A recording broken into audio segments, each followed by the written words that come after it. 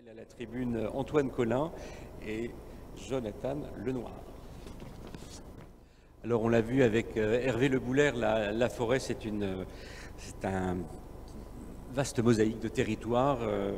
Ce sont des territoires qui se sont beaucoup étendus au cours de ces dernières décennies, puisqu'aujourd'hui elle couvre 32% du territoire métropolitain. Elle souffre de sécheresse, des ravageurs, du feu, parfois de méga-feux, et de la surexploitation. Et pourtant, c'est en partie dans cette mosaïque de territoire que repose peut-être notre adaptation, voire notre métamorphose. Alors Antoine Collin, je vais commencer avec vous. Vous êtes le coordinateur de l'Observatoire des forêts françaises au sein de l'Institut géographique national. Alors, pourriez-vous nous rappeler ce qu'est cet observatoire, ce qu'il permet de voir et de ne pas voir, et selon vous, quelle est l'évolution des forêts depuis ces dernières décennies et ce vers quoi on va peut-être? Bonjour à tous. Donc, l'Observatoire des forêts françaises, c'est une initiative en fait du gouvernement qui date de 2022 des Assises de la forêt et du bois. Les assises qui ont permis de dresser un état des lieux avec tous les acteurs de la société en fait sur l'état des forêts françaises et de se projeter avec un certain nombre d'actions pour préparer justement cette forêt du XXIe siècle. Et l'Observatoire des forêts françaises est une des propositions qui a été faite pour structurer en fait l'information disponible sur les forêts, pour les partager, pour en fait alimenter le débat public autour des forêts. Et donc l'animation en a été confiée à l'IGN par le gouvernement. Et ça, c'est un travail qui est réalisé par l'IGN depuis longtemps? Alors c'est un travail qui est animé par l'IGN, mais qui est réalisé par un très grand nombre d'acteurs. On est simplement le réceptacle en fait de ce travail-là. Donc ça a été lancé officiellement il y a un an tout rond, l'été dernier, avec le parrainage du ministre de l'Agriculture et du ministre de l'Environnement. Voilà, et nous travaillons actuellement à l'enrichir avec des nouvelles thématiques. Donc je vais vous faire un petit état des lieux de la forêt française à partir d'informations qui sont notamment disponibles dans l'Observatoire des forêts. Sur la slide suivante, s'il vous plaît. Je vais me concentrer principalement sur la ressource en bois, avec quelques zooms sur d'autres dimensions, notamment un premier sujet qui me semble important de poser, c'est qu'on parle de la forêt française, mais en fait on devrait dire les forêts françaises, tant elles sont diversifiées, et ici je ne présente que la forêt de l'Hexagone. On a effectivement une forêt qui est extrêmement diverse, avec des peuplements feuillus, des peuplements résineux, des peuplements mélangés, des montagnes, des plaines, des plantations, des peuplements naturels, des milieux méditerranéens. Donc tout ça, c'est la convergence en fait, enfin, c'est l'existence sur le territoire métropolitain de différents climats, de différentes topographies, de modes de gestion également très variés, liés à une très grande diversité de propriétaires forestiers. On a 3,5 millions de propriétaires privés qui mettent en place la gestion qu'ils souhaitent dans leur forêt. Et finalement, toute cette convergence d'éléments fait qu'on a une forêt extrêmement riche, extrêmement diversifiée, qui occupe aujourd'hui à peu près un tiers du territoire métropolitain. Sur la slide suivante, je résume justement cette forêt. Ouais, voilà. Donc en fait, on a une forêt, c'est important de l'avoir en tête, on a une forêt qui est diverse, qui est principalement feuillue. Alors ça, c'est une caractéristique de la France. 67% de la forêt est feuillue. Il y a beaucoup de forêts mélangées, 53% de la forêt est mélangée en essence. 87% est issu de régénération naturelle. Donc les plantations existent évidemment, mais elles sont quand même minoritaires en France. Et seulement 6% de la forêt est composée d'essences non autochtones, c'est-à-dire 6% de la forêt d'essences non autochtones ont des essences introduites, comme l'épicéa de Sitka par exemple. Donc on a une forêt qui est en fait riche, qui est encore avec un faciès encore assez de naturalité assez forte. Voilà. Sur la slide suivante, voilà, cette forêt elle héberge une diversité riche et c'est un trésor en fait. Cette diversité de la forêt française, c'est le milieu qui est probablement le plus divers. Là j'ai pris un exemple, le graphique c'est sur la population d'oiseaux communs et en vert en fait on voit l'évolution des espèces forestières qui sont stables, alors que les espèces des autres milieux, notamment des milieux agricoles et des milieux urbains, sont en très net déclin. Donc les forêts sont un réservoir en fait de biodiversité qui est encore en état à peu près satisfaisant et qui convient de protéger. Aujourd'hui, on a des systèmes de protection qui existent en France. On a 2% des forêts qui sont dans une aire de protection forte, ce qui est clairement faible et qui est inférieur en fait à ce qui se passe dans les autres pays en Europe. Sur la slide suivante, je présente alors cet état de la forêt française, c'est pas si souvent su que ça. Cette forêt française, elle est en expansion et on n'a pas aujourd'hui de signal sur un ralentissement de cette croissance de la surface forestière. Et elle progresse depuis, alors les statistiques dont on dispose là, c'est le milieu du 19e siècle. Elle a gagné 70% depuis 1850. On a gagné l'équivalent des forêts de Roumanie en fait en 150 ans, hein, en 170 ans.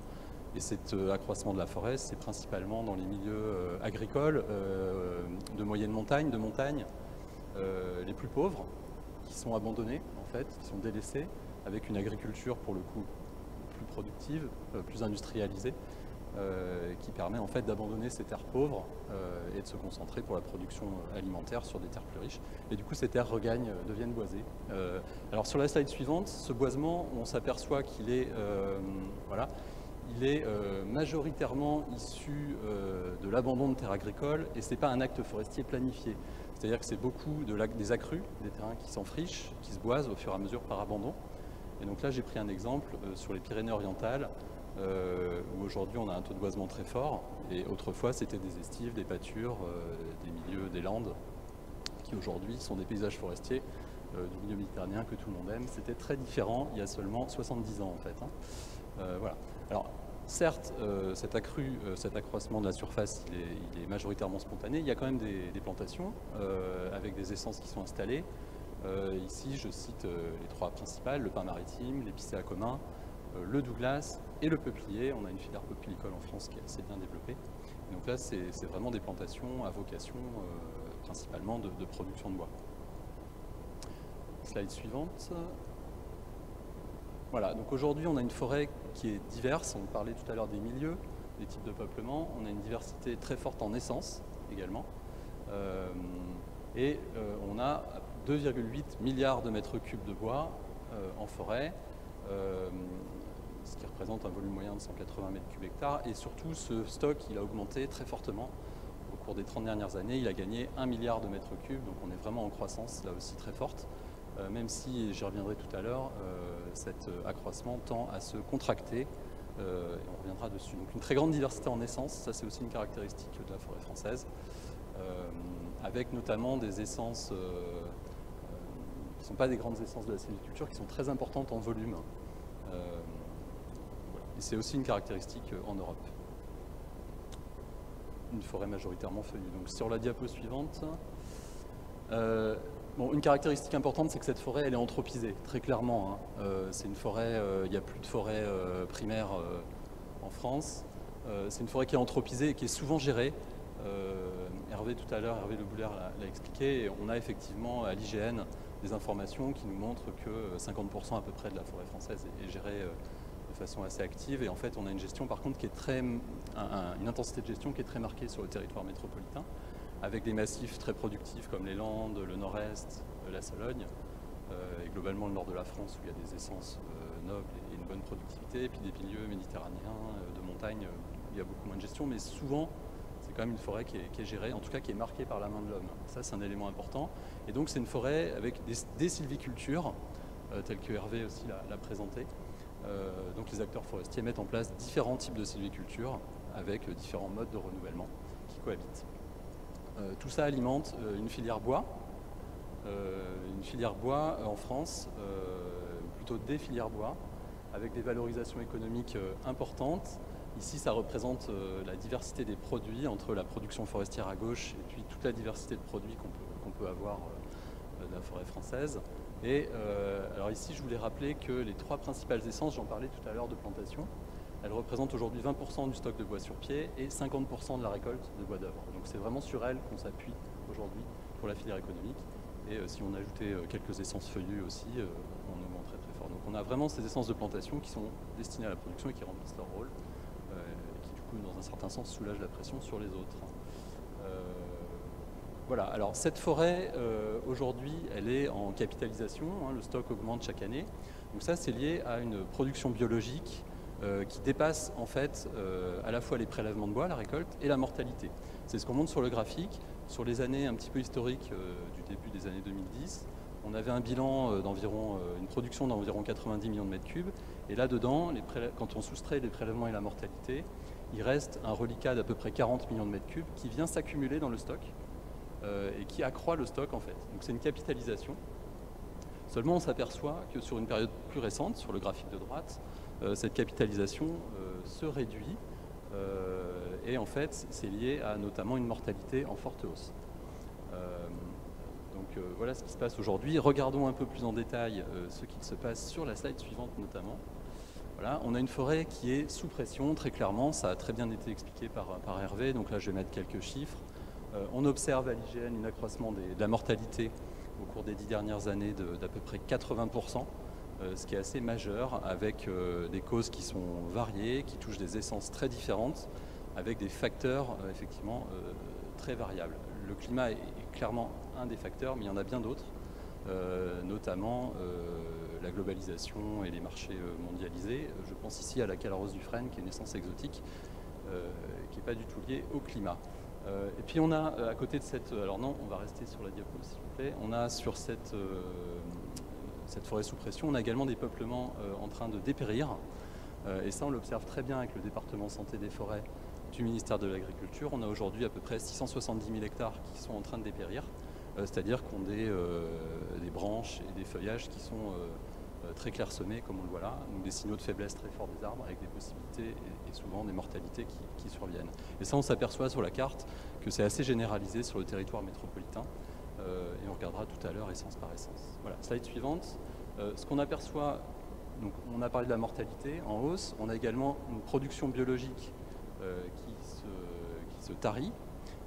Et notamment ici, on observe l'accroissement radial des arbres. Et j'ai pris ici le Douglas, où on s'aperçoit qu'en fait, on a une baisse de l'accroissement radial, donc de la largeur des cernes, en fait, qui tend à se réduire depuis quelques années, en lien avec les épisodes climatiques qu'on peut observer.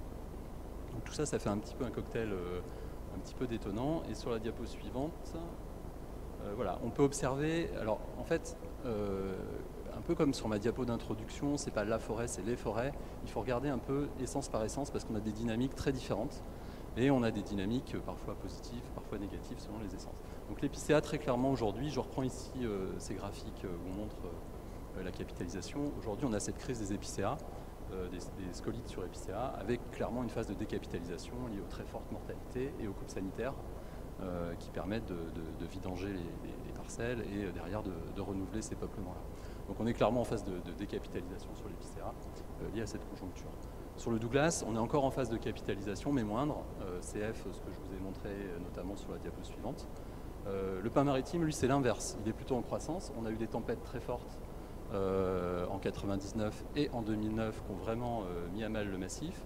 Et aujourd'hui, on a un massif en croissance qui a été renouvelé et des peuplements qui arrivent à un âge d'adolescence, voire de début d'adulte, et qui capitalisent très clairement. Donc, on est sur une essence en croissance.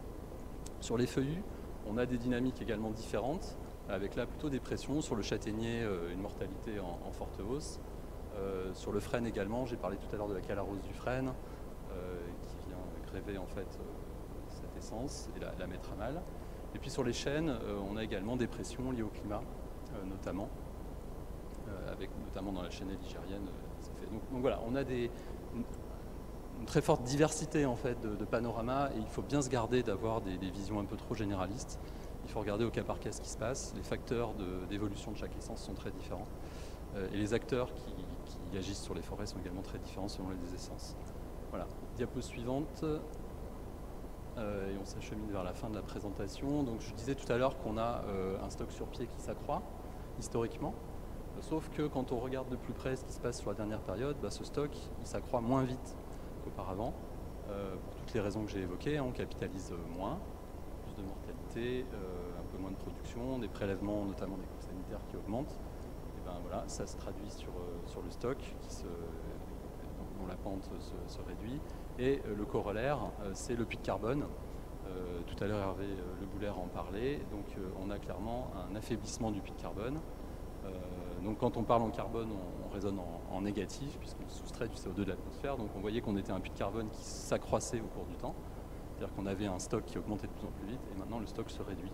Et donc on a un puits qui est plus faible. Donc ça interpelle beaucoup effectivement les pouvoirs publics et les forestiers. Et la dynamique de ce puits de carbone reste à écrire dans le panorama qu'on a cité tout à l'heure. Pour conclure, très rapidement, quelques éléments qui certainement seront débattus après. On a une forêt avec une très grande diversité de fonctions, de services rendus. Je n'ai pas parlé de beaucoup de choses, des fonctions sociétales des forêts, j'ai effleuré les aspects de biodiversité. On a énormément d'usagers aussi dans les forêts, on a des attentes très fortes. Et aujourd'hui, on entend parler beaucoup du climat, mais on a également d'autres attentes. Il y a la bioéconomie, il y a les paysages, il y a voilà, énormément d'attentes sur les forêts, qui est quelque chose dont on a bien conscience aujourd'hui, cette diversité d'acteurs et de fonctions. On a des crises et des menaces qui sont sévères, on en voit les premiers signes dans les statistiques, même si voilà, on voit déjà des signes assez clairs de ces menaces. On a potentiellement des effets dominos qui peuvent se mettre en place, ça a été très bien dit par Hervé. Et puis surtout, ce qui caractérise bien la situation actuelle, c'est des incertitudes fortes et croissantes. C'est-à-dire qu'on va vers un avenir largement incertain et très méconnu. Une situation inédite, ça a été là aussi exposé par Hervé brillamment, je trouve.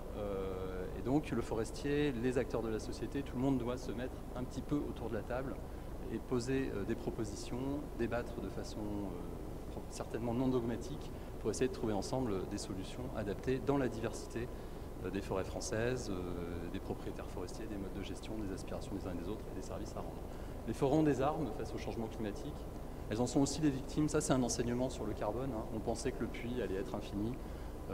Non, en fait, on pensait. La société, beaucoup de gens pensaient que ça pouvait être un puits infini. En fait, non. Les forêts sont aussi victimes et donc il faut les protéger.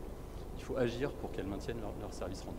Et donc il y a ce besoin ensemble de mieux connaître les forêts, d'où l'Observatoire des forêts françaises notamment, pour adapter. Et l'adaptation, elle ne concerne pas les peuplements, pas uniquement les peuplements forestiers, elle concerne aussi la filière bois, avec des bois de crise qui vont arriver. Est-ce qu'on va être capable de valoriser ces bois qui vont arriver d'essences diverses, de qualités diverses, et puis aussi la société dans ses modes de consommation de bois, avec plus de frugalité peut-être, plus de recyclage. Voilà. Donc c'est une adaptation globale qu'il faut porter sur la forêt et les usages qui autour. Je vous remercie. Merci Antoine Collin. Jonathan Lenoir, vous êtes écologue au laboratoire Écologie et dynamique des systèmes anthropisés du CNRS. Vous êtes spécialisé en sciences forestières et dans l'étude des impacts des changements climatiques sur la distribution des espèces. Très accessoirement, vous êtes également médaille de bronze du CNRS. Est-ce que, avant que vous ne commenciez votre présentation, est-ce que vous partagez le constat très pessimiste que nous a formulé Hervé Le Boulaert? Alors oui, Hervé a fait un constat assez pessimiste, mais c'est vrai que sur la projection à plus 15 degrés, vous m'entendez un peu trop fort là, c'est ça, non? À plus 4 degrés, ce scénario effectivement peut amener à des changements drastiques, mais on n'a pas forcément encore d'éléments clairs sur la plausibilité de ce scénario à plus 4 degrés, même si c'est vrai qu'on s'y engage certainement au vu du constat actuel. Ceci dit, sur les impacts du changement climatique, il y a d'autres processus qui ne sont pas forcément pris en compte à l'heure actuelle dans les modèles, qui sont les processus microclimatiques et que j'aimerais évoquer dans ma présentation. Parce que pour assurer la régénération forestière et la forêt de demain, elle passe par des stades juvéniles. On ne va pas avoir des arbres qui vont sortir de terre du jour au lendemain. Et ce stade juvénile, lui, il ne répond pas aux conditions climatiques qui sont mesurées par les postes météo. C'est ce que j'aimerais vous présenter dans cette présentation. Et donc, il faut intégrer des processus à fine échelle. Il en a parlé aussi un petit peu, Hervé, dans ce besoin d'aller vers le local aussi, pour pouvoir comprendre et pour pouvoir mieux prédire, surtout, l'impact de ce réchauffement macroclimatique à long terme sur la capacité de certaines espèces à se régénérer et à finalement de passer à un stade adulte qui, lui, va répondre plus à des changements du macroclimat. Donc pas forcément de métamorphose, mais l'adaptation est encore possible. Alors si, une métamorphose quand même, parce que justement, alors ça dépend ce qu'on met derrière le mot adaptation, mais la métamorphose s'opère justement par juste le passage de stades juvéniles qui vont être certainement peut-être aussi potentiellement des espèces différentes et qui vont métamorphoser aussi la forêt. Et la forêt sera peut-être pas aussi productive que l'état actuel. Il faut juste avoir conscience du fait qu'on peut continuer à faire de la production, mais on ne fera pas de la production comme on l'a fait jusqu'ici. On n'aura pas des forêts de 40 mètres de haut dans certains contextes où c'était possible aujourd'hui ou par le passé. Ça l'est de moins en moins aujourd'hui dans certains contextes, mais ça peut le rester dans d'autres contextes. Tout dépend en fait du contexte en France. On a quand même une diversité de macroclimats en France qui est assez exceptionnelle. On a le méditerranéen, le montagnard, le continental, l'océanique. Voilà, on a beaucoup de diversité de climats qui font qu'on aura des réponses aussi différentes. Et donc, on va quand même vers une métamorphose claire de nos forêts qui n'auront pas la même physionomie, peut-être pas la même composition en essence. Donc oui, c'est vraiment une transition et même une transformation qui va s'opérer, surtout si on passe sur un plus 4 degrés. Alors parlez-nous des microclimats forestiers. Ah oui, je vais essayer de vous présenter un petit peu ça. On peut passer du coup à la diapo suivante.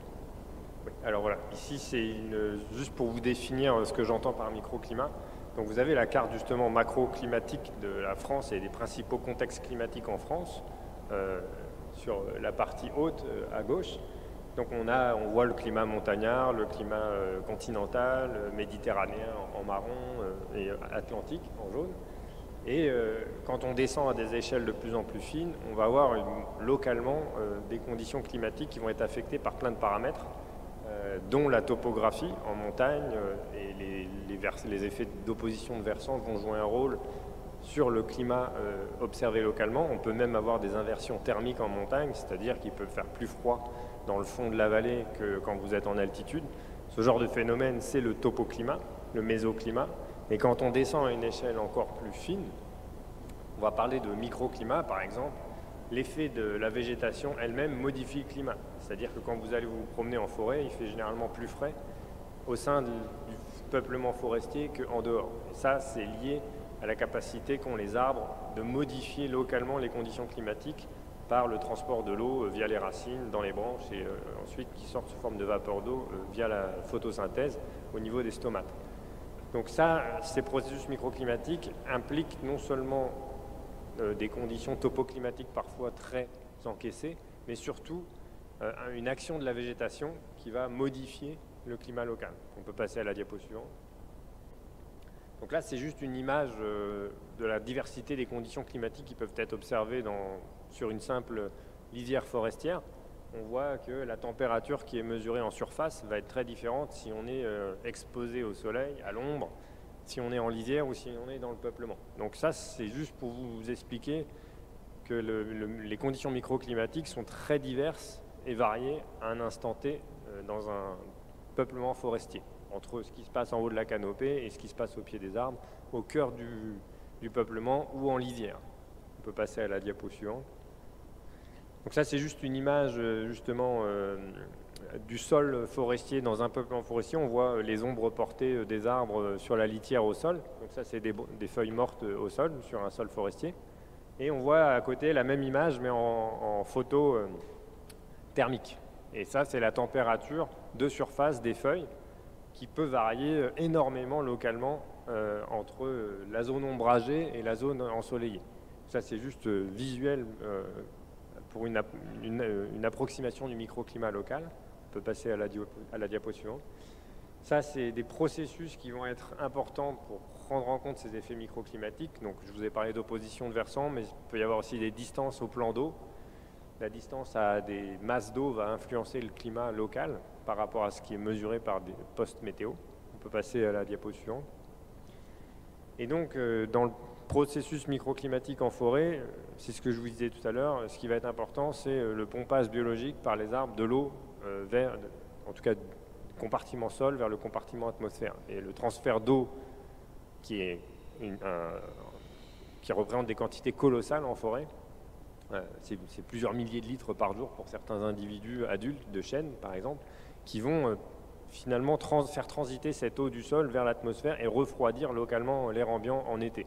C'est pour ça que quand vous vous promenez en forêt, il fait plus frais au sein du peuplement qu'à l'extérieur si les conditions hydriques du sol sont favorables. Il ne faudrait pas qu'on soit en condition de sécheresse ou de canicule là, les arbres vont se mettre en pause, arrêter la photosynthèse et l'effet climatiseur diminue. Donc la clim, en gros, fonctionne uniquement s'il y a de l'eau. Il y a l'effet ombrage qui va jouer un rôle aussi, mais le principal rôle, ça va être cet effet transpiration de la végétation. L'atténuation du vent joue un rôle également dans les températures qu'on va pouvoir ressentir sous le couvert par rapport à ce qui se passe hors couvert. On peut passer à la diapo suivante.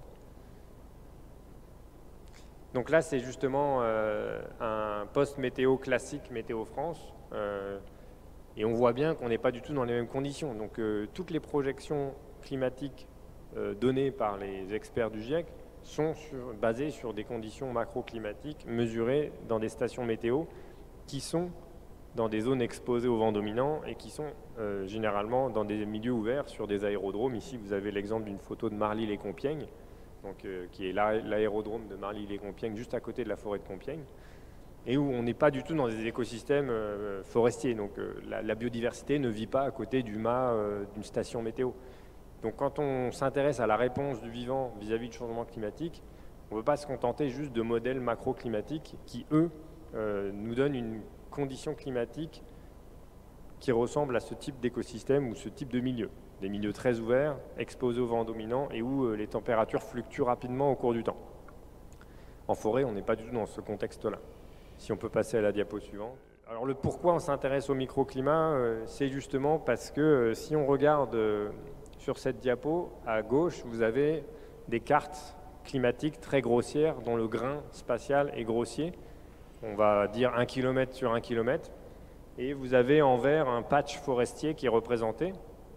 Et donc les pixels qui sont colorés en bleu ou en rouge, etc., donnent la température telle qu'elle est mesurée par des postes météo classiques, type Météo France. Donc les projections macroclimatiques qui sont faites sont sur la base des données de Météo France.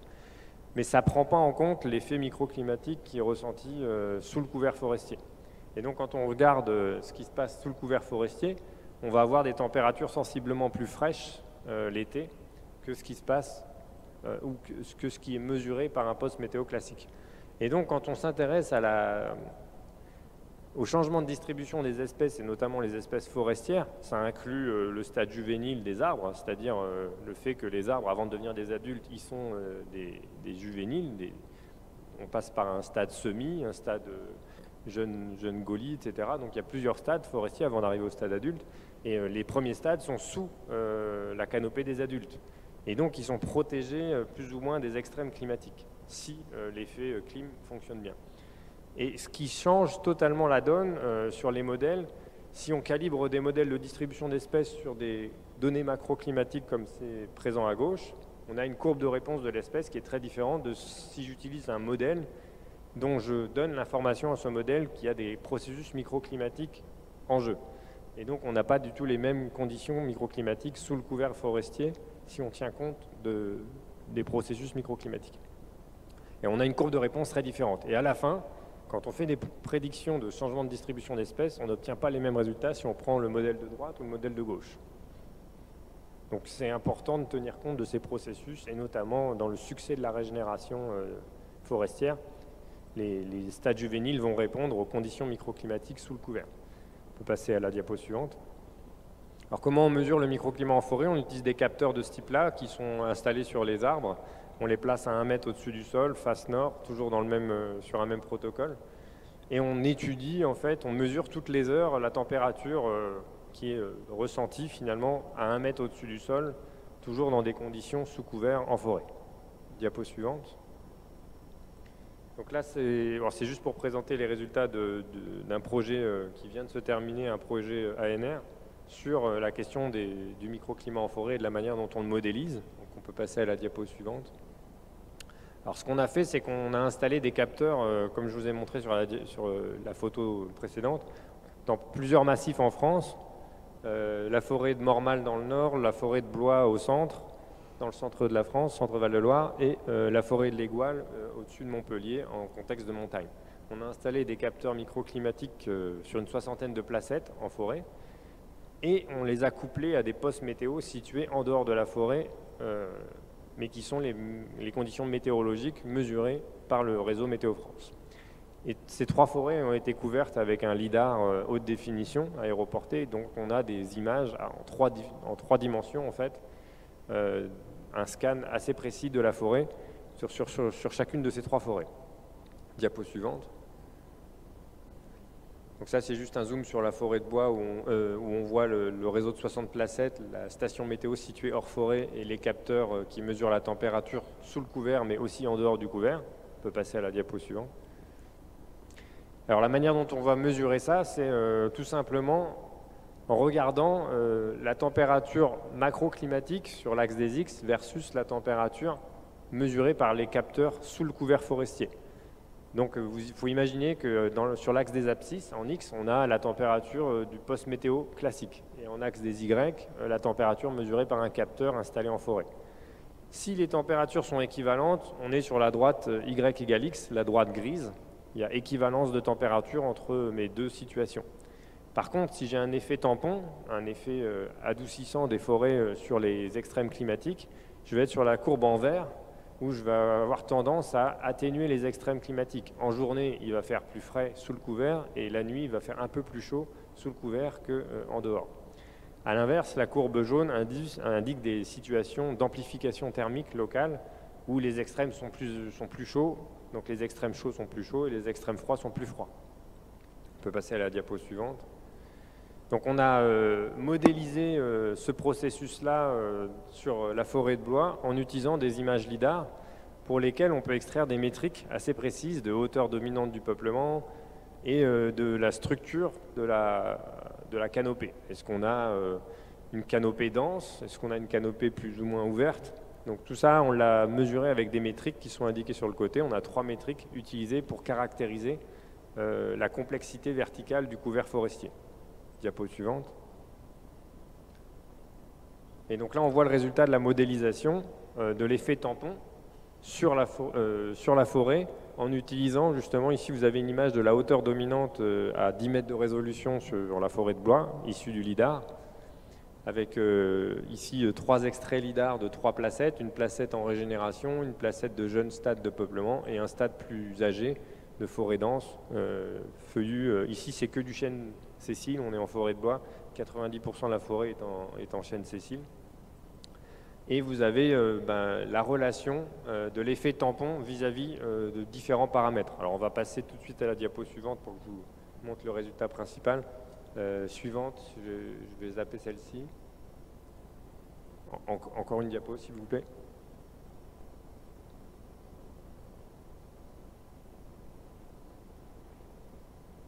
Ah, j'étais trop vite. Voilà. Donc ici, c'est le résultat de la spatialisation de l'effet tampon. C'est-à-dire que les zones en verte, ce sont les zones où vous avez une atténuation des extrêmes climatiques. Il fait plus frais sous le couvert et plus chaud enfin plus frais pendant la journée et plus chaud pendant la nuit. A l'inverse, les zones en jaune, qui sont des zones d'ouverture, c'est là où il y a de la régénération, des jeunes stades de régénération forestière, avec des parcelles qui ont été coupées récemment pour pouvoir avoir de la régénération naturelle. Eh ben, on a des stades différents et donc un microclimat différent avec des amplifications thermiques. Diapo suivante. Alors là, voilà, c'est justement une visualisation des températures modélisées très finement à 10 mètres de résolution.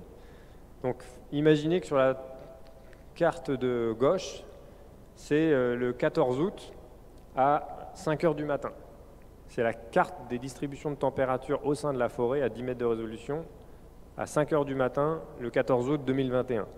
Le même moment, dans la station météo à proximité de la forêt, il fait 14,3 degrés à 5 heures du matin le 14 août 2021. Et vous avez les températures mesurées sous la canopée qui vont de 11,9 à 15,7 degrés. Et il fait plus chaud, les zones en jaune sont plus chaudes que ce que nous donne la station météo. Grosso modo, tout partout dans la forêt, en majorité, il fait sensiblement plus chaud sous le couvert que ce qui est mesuré par la station météo. Mais c'est attendu, c'est comme si vous étiez sous la couette dans votre lit, un peu au chaud, parce que ça fait un effet couette pendant la nuit. Et à l'inverse, la journée, donc la carte d'à côté, c'est à 15 heures de l'après-midi, le 14 août 2021. La station météo nous dit qu'il fait 31,8 degrés à l'extérieur de la forêt. Et quand vous êtes dans le peuplement forestier, dans les zones très violacées au niveau des couleurs, on ne voit pas la température là, mais c'est... alors je ne comprends pas pourquoi la diapo est déformée, mais on est plutôt sur des températures qui sont 8 degrés inférieures. C'est plutôt du genre 20, on doit être autour de 24 quelque chose, et au maximum par contre on monte à 42 degrés. 42 degrés, c'est dans les zones très ouvertes où vous avez des effets d'amplification thermique. Parce que on est dans des zones, des clairières intraforestières où il n'y a pas beaucoup de vent qui circule et où en plein milieu de la journée, s'il fait bien chaud, ça fait un petit peu effet serre. Et donc on a un réchauffement, une amplification thermique par rapport à ce que nous donne le poste météo. Donc tout ça pour vous expliquer que ce que mesurent les postes météo, c'est très différent de ce que peut ressentir la biodiversité sous un couvert forestier. Et ça inclut le stade de régénération forestière, c'est-à-dire les stades juvéniles de la forêt de demain. Donc la forêt de demain, elle va répondre aussi et avant tout aux conditions qui sont vécues sous le couvert des adultes. On peut passer à la diapo suivante, mais ouais, la suivante, ça c'est des détails de modélisation. Voilà, c'est juste pour conclure un petit peu sur l'intérêt de ces cartes-là. Déjà, ça peut permettre finalement d'observer et de comprendre à quel point on a des différences thermiques entre ce qui se passe sous couvert et hors couvert. Et les conséquences de ça, c'est que ici, pour une forêt périurbaine comme Blois, d'avoir des cartes de ce type-là, pendant des périodes de canicule, les habitants de Blois peuvent utiliser la forêt comme étant un moyen d'échapper un petit peu aux températures extrêmes de l'îlot de chaleur urbain de Blois, à proximité de la ville. On peut cartographier des corridors thermiques grâce à ce type de cartographie. Et on peut aussi identifier des zones de risque d'incendie parce que justement, avec ces cartes microclimatiques, on voit qu'il y a des zones où la température peut être sensiblement plus importante que ce qui est vécu en dehors de la forêt, sur des stations météo, et où des risques potentiels d'incendie peuvent être plus élevés si les températures sont plus importantes et les extrêmes chauds sont d'autant plus chauds. Donc voilà un petit peu pour ce que je voulais vous montrer. On peut s'arrêter sur la diapo. Et ce que j'entendais par microclimat et son importance dans l'adaptation des forêts de demain. Est-ce que le système de modélisation que vous nous avez présenté peut être adapté à l'usage des forestiers, par exemple, ou peut-être peut connaître des développements plus opérationnels? Alors oui, ici, le modèle nécessite d'avoir des données LIDAR à très haute définition pour pouvoir faire ce genre de carte. Alors, sauf que le LIDAR, bon, on a la chance avec l'IGN, on va bientôt avoir un LIDAR HD sur toute la France d'ici 2025, je crois, ou 2026, et où on aura des images très précises finalement des ressources forestières et surtout de la structure 3D. Ce qui est important, et ce que vous avez pu voir, c'est comme un isolant en fait, la forêt. C'est comme quand vous isolez votre habitation, ce qui va être important, le pouvoir isolant, c'est l'épaisseur de la laine de verre, c'est la densité, etc. La canopée peut être, enfin, c'est un petit peu caricatural, mais la hauteur de canopée et la densité de couvert va influencer fortement sur le pouvoir tampon et sur la manière dont on le modélise. Donc, le LIDAR fournit ce genre d'informations très précises de hauteur de canopée et de complexité verticale du couvert. Est-ce que j'ai plusieurs étages dans ma forêt ou est-ce que j'ai une forêt avec juste une strate dominante et rien en dessous? C'est pas du tout le même pouvoir tampon en fait derrière. Et donc, ce genre de technologie va permettre de réaliser ce genre de cartes à des échelles plus larges en fait. Alors le problème du LIDAR HD, c'est qu'on ne va pas le passer tous les ans.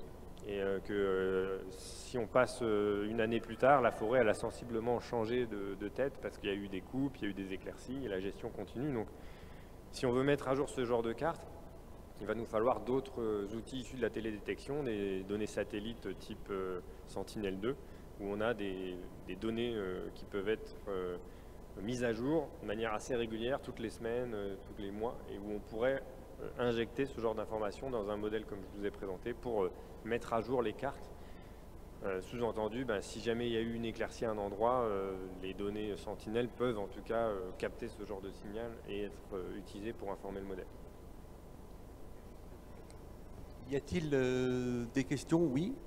Donc moi, c'est juste une question à vous pour savoir, dans la forêt méditerranéenne, on commençait déjà ce type de mesure avec les capteurs et des données sur l'eau extrêmement importantes. Là, vous nous avez parlé essentiellement des températures. Est-ce que vous pouvez nous parler un petit peu aussi des problèmes d'eau? Parce que sur la zone méditerranéenne, par exemple, c'est vraiment les problèmes d'eau qui nous occupent, enfin nous inquiètent autant que les problèmes de température. Et ensuite, ma deuxième question, c'est est-ce que ces données-là sont ensuite retravaillées par vos soins pour les donner aux élus, par exemple, pour les aider à prendre des décisions? Alors sur l'eau, oui, en tout cas, l'eau va être un élément important, comme je le disais, sur le fonctionnement de ce processus microclimatique en forêt. Si les sols ne sont pas suffisamment profonds, que l'apport d'eau par précipitation n'est pas suffisamment important, on ne va pas avoir le même stockage d'eau et les mêmes ressources disponibles pour les arbres. Alors dans des contextes méditerranéens, les espèces qui sont présentes sont des espèces qui sont déjà adaptées et économes en eau. Elles vont quand même avoir un effet rafraîchissant local, certes moindre qu'un hêtre situé en Normandie par exemple. Si je prends les traits cathédrales normandes, elles ont un pouvoir tampon bien plus important qu'une chênaie verte du sud de la France. Et ça, c'est lié au fait que le chêne vert n'a pas la même capacité à économiser l'eau que le hêtre. Le hêtre n'est pas très économe en eau, à côté d'un chêne vert qui va utiliser l'eau de manière beaucoup plus efficiente pour sa photosynthèse et pour réaliser, voilà, en tout cas pour ses besoins. Donc l'eau va être un élément important sur la manière dont les températures vont être modifiées localement. C'est très difficile par contre de mesurer précisément les stocks d'eau dans les sols. On peut avoir des estimations via les précipitations. On peut essayer d'approcher ça avec des capteurs d'humidité, de l'air ambiant ou l'humidité du sol, mais c'est des mesures qui sont beaucoup plus complexes à obtenir et beaucoup plus onéreuses. Et même si on essaye de modéliser aussi le microclimat sous l'angle de l'humidité dans le sol ou l'humidité ambiante, c'est beaucoup plus difficile à approcher que la température. Aujourd'hui, les technologies ne sont pas aussi avancées que pour les capteurs de température, mais on peut le faire. Et après, sur la